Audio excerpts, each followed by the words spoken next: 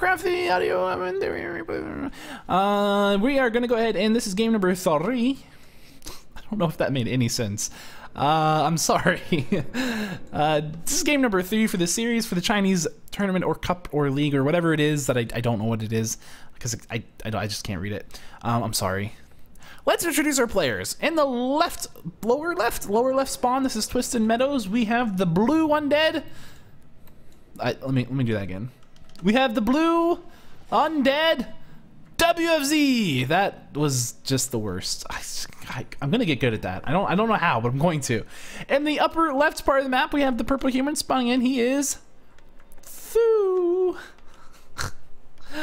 This is the worst. So he's going Archmage first this game. A pretty standard thing to do on Twisted Meadows. And I didn't pay a whole lot of attention, but this is looking like a Ted Fiends build to me. So probably gonna see a Ted Fiends. Death Knight first, naturally to get that. Scouting with the Acolyte.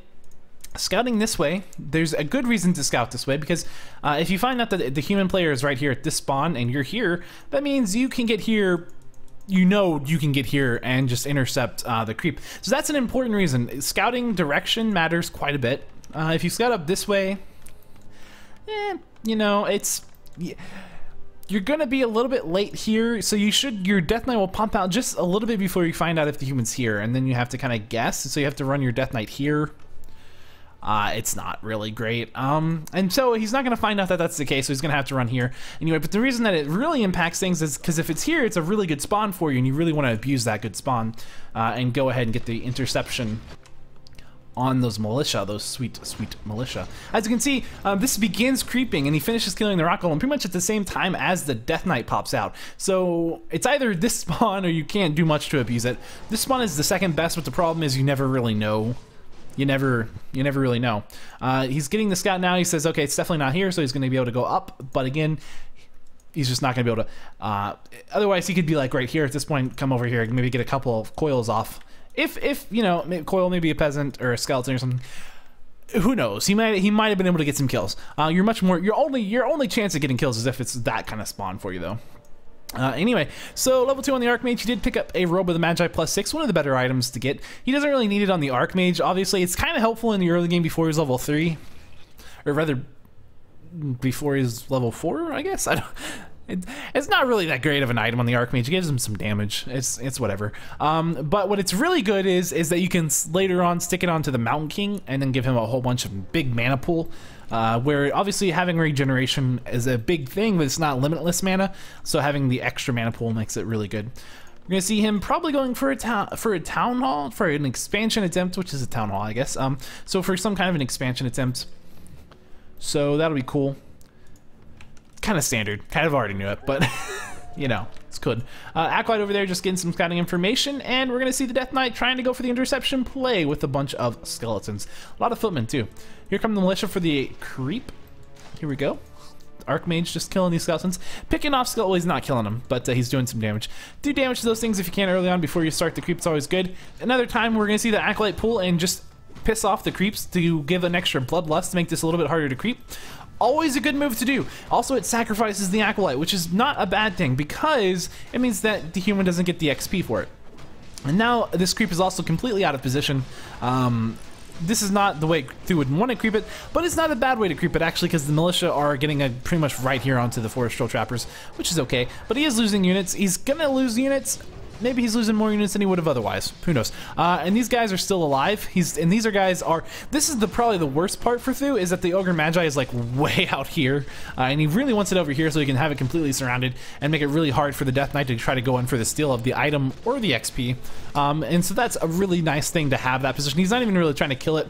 He doesn't want to get it too low because then he knows that Thu will go for it. But he has to do something because otherwise it's just going to beat the crap out of him as well as everything else. And Thu will get the coil. He won't get the item. The item is a Pendant of Energy.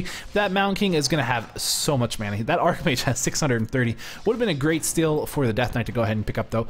So it's a good thing that Thu didn't let that happen. Down to 3 peasants there, and he's going to be able to push back with all of these footmen here. He's got like 6 of them, 6 footmen. Level 2 on the Death Knight, obviously a really good thing. Also level 3 on the Archmage, so that's a thing. We have a couple more militia, or rather a few, 3 militia coming down here to turn into peasants at some point and start helping build stuff. Death Knight, I'm not sure what the Death Knight is doing. Don't know. Got these 2 Fiends versus 2 Footmen here. Bit of micro. If you got the multitask for it, the Fiends will win, but otherwise the Footmen probably going to be in a good spot. Coming back over here, we're going to see a Staff of Teleportation once again being picked up by Thu. He really likes that item. Obviously, he does a really good job with it every single time. He's very active with it, and it's just fantastic. Now he didn't need to buy if he hadn't bought the Staff of Teleportation, his Archmage just would have been here and he probably wouldn't have lost even 1 peasant. He might still have, but he would have done more damage to the Death Knight to do it. So trade off, it is a trade off. Could get surrounded here if he's not careful. Oh, he just got surrounded with a 3-unit surround. Actually it looks like it's a 4-unit surround, but still. It was pretty impressive. And he does have the Staff of Teleportation, but he's not going to be able to use it there because it is on cooldown. That's a shame, but he will be forced to TP. That's pretty good. That's actually ridiculously good for the undead, because what that means is that he doesn't have to worry about some crazy harass coming over here to cancel his stuff or kill his acolytes during his tech, which might not even happen because he might be going for the wagon push, and if he does that, then, well, you know, that TP didn't really make much of a difference if that's the case. Well, it does make some difference because later on in the game where, you know, you have that TP for safety, you don't have that TP for safety anymore later in the game, so that's always good for the undead. But I don't know. I don't know. It's not obviously it's not good for Thu that he had a TP like that. So, and this is definitely looking like it's gonna be a wagon push, unless he techs like right now. Okay, good. And you can still wagon push off tier 3, absolutely, but it's not really the wagon push. And I think teching is the better decision here, because if you're teching, this is a very safe tech where he's get the Lich and the Slaughterhouse before he goes for the tech. And also he's also got like extra units, so he's going for a big map presence here. But because he got that TP, he knows that there's not even if Thu runs over to the undead base, he's being crazy. Which doesn't mean he won't do it, it just means he's being crazy. And that Archmage is going to get immediately just nuked right to the back of the army. Just nuked back there. He's got another Scroll of Regeneration he can use, but that's about it. Town Hall here, Town Hall there, no keep tech yet. So a Destroyer push would be pretty good, actually. Potentially pretty good. He does have the Zeppelin. He needs to have Web or Gargs. Either one. One Garg is good to deal with that. But you have to have some way to deal with the Goblins Zeppelin harass. The Goblin Zeppelin? Yeah, that's right. That's absolutely right. Because otherwise, that's the one way he can come over here and really just mess with your gold mine pretty bad. And he'll do that. But he might have to just come and fight, because he otherwise has no defense here whatsoever at all right here. Oh, Trixta's in the chat. Hey.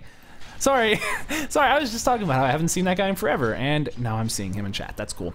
Anyway, so the Shredder going to be trying to fight. This is going to be a fight where he lost the statue. Not good at all. And with the Zeppelin, he can actually fight this reasonably well, because he can micro his units. If there is a web at some point researched, I don't know if we're going to see that, then he can't do that as well, but it's going to take a while, and it's not researched yet, I don't believe. So we're going to see the undead kind of being forced to retreat. It's unlikely that he could really fight this anyway, because the mana on the Death Knight is pretty low. He doesn't have mana like he would want. You want to have probably at least 2 coils to fight that many footmen and an Archmage. The Archmage is level 3, so you gotta deal with the level 2 water elementals. Not really great, not your thing. And again, Town Hall, and now finally keep going in the main base. So he's not really worried about defending the expansion, which he shouldn't, because look at how different, or how far away this position is from this one. It is a cross map position. It's going to be very difficult for him to assault that, especially because he can probably pump out all kinds of units from here if there was some kind of push to this base. But it's given plenty of time for the undead player to go to tier 3. He's going to immediately start pumping out acolytes because he knows he's going to lose some here. He may have already lost one, I have no idea. And it's going to be the Zeppelin here that's actually going to be starting to do some damage. Web has been researched. It looks like he must have canceled Burrow earlier because he's getting it now, which means it's actually quite phenomenal. And could have gone for this round on that Archmage. Oh, he could have easily gone for this round on that Archmage.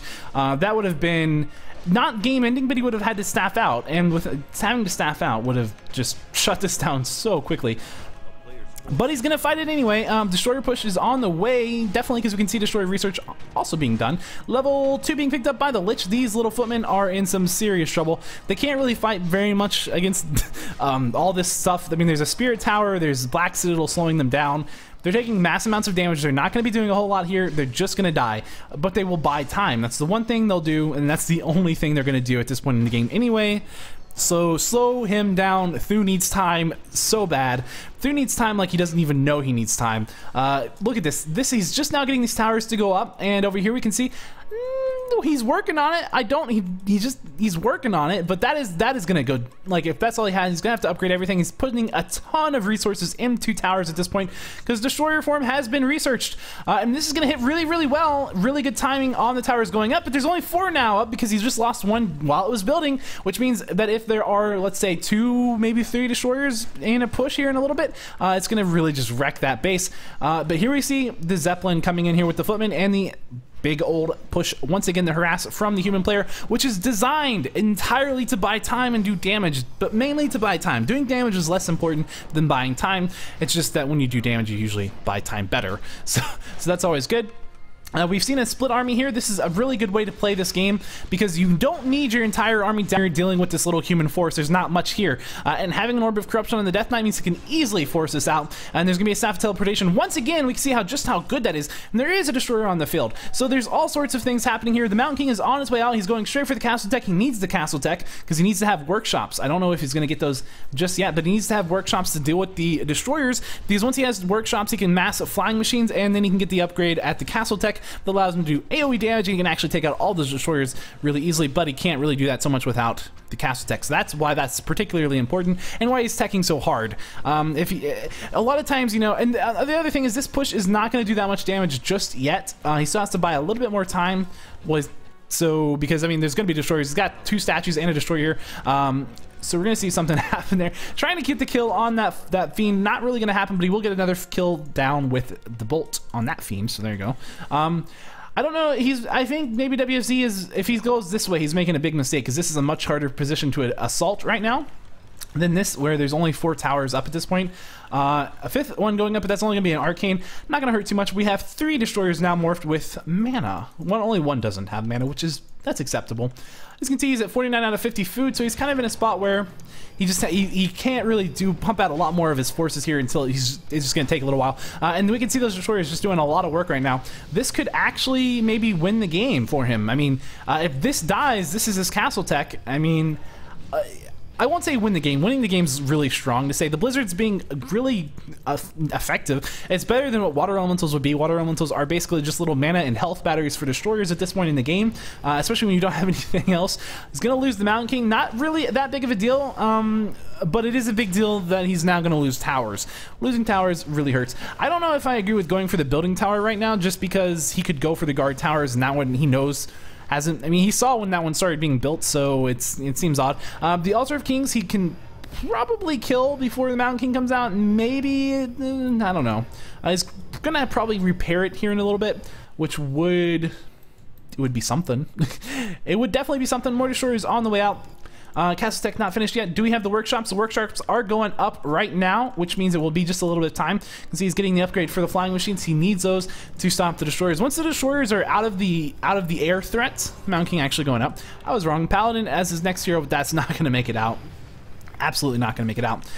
There's really still not that many towers here. If he can get just a nice big Destroyer push, he needs more statues. That's really all he needs. Blizzard doing a lot of work with that bolt. I mean, just bolting him in a perfect position. He was in range of the tower as well as a Blizzard, and that hurt really bad. Getting a statue out, finally having a statue is good. He's going to maybe back off and go for either a 3rd hero, maybe a creep. I don't know. Looks like a creep. A 3rd hero would not be a bad thing to grab right now. But I would definitely want to wait until level 3 was on the Lich. In fact, I would even probably pull that Death Knight away, because level 4 is not as big of a deal as having a level 3 Nova, which would be fantastic. Absolutely fantastic. Let's look back at his base. We can see more statues on the way out right now, running across the map. He's at 53 out of 70 supply. He's got enough for a hero if he wanted to go pick it up, but he could also just be saving for more Destroyer pushes. 2 more destroyers. He does have enough food for that, rather gold and such things, words. And yeah, he's gonna go ahead and try to rebuild that Altar of Kings. Not really gonna happen because WFZ is still right here, ready to just do as much damage. He's taking way too many Arcane Tower hits on that Death Knight. Just dropped so much mana. That's really bad. Don't let that happen to your Lich. Oh, buddy. Do not let that happen to your Lich.